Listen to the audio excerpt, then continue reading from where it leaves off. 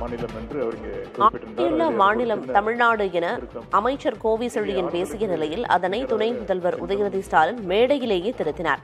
சென்னை பல்கலைக்கழக நிகழ்ச்சியில் பேசிய கோவி செழியன் ஒரே கல்வி முறையை மத்திய அரசு திணிக்க முயலும் போது துடித்து எழுந்து எதிர்க்கும் ஆண்மையுள்ள மாநிலம் தமிழ்நாடு என்று பேசினார்.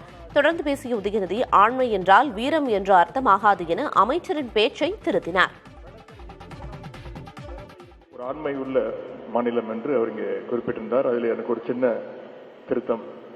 இங்கே ஆண்களுக்கு நிகராக பெண்களும் இங்கே இருக்கின்றார்கள். எனவே ஆண்மை என்றால் அது ஒரு தனியான ஒரு வீரம் என்றெல்லாம் கிடையாது. அவர் குறிப்பிடும் போது இன்னொரு வார்த்தையும் குறிப்பிட்டார்.